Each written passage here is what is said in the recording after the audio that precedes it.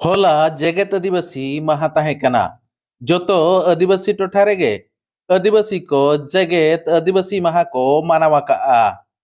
मानाव साव सावते एने सेरेंज रस्क ते को मुस्कुल लेना उनका के मित चितर नेल नाम लेना ओडिशा पोनत मयूरभंज हनत रे खुंटा बनत रे खुंटा बनत रे खुंटा डिग्री महाविद्यालय खेड़ पड़िया रे आदिवासी मिलित मंच क्रियानुष्ठान कमिटी खुंटा हतेते आदिवासी माहा को मानाव लेआ पुइलु रे आदिवासी रिन बीर को फोटो मोहर रे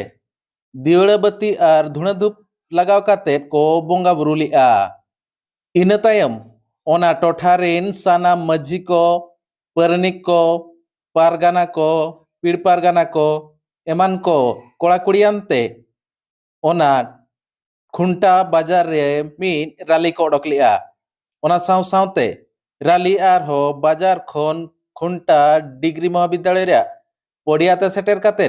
ओंडे मीन मिदुन सापड़ाव लेना जहां रे चे मारांग मारांग खुड़िया गमके को सेटर काते सेलेट काते विश्व आदिवासी दिवस बांगमा जेगेत आदिवासी माहा मानाव रेया सार तेट को लय सदर लेआ आर ओका लेका रे आदिवासी को निरय नापाय आर सुलुक रे बताहेना ओना इदी काते कथा को दोहो लेआ नोआ जेगेत आदिवासी माहा दो आदिवासी मिलित मंच क्रियानुष्ठान कमिटी खुंटारिन पार्षद पूर्णचंद्र हांसदा सुत्रेत समराय टुडू जायरेत सुनील कुमार टुडू एमान को गड़ो सहते सापड़ाव लेना आर नोआरे आयमागान कोड़ा कुड़ी मजी मफंजी कॉलेज कुड़ी कोड़ा सेटर कातेट आदिवासी माहा माड़ानाव कातेट को सार सगुन लेआ मुचारे एनेज सेरेंज अखड़ा को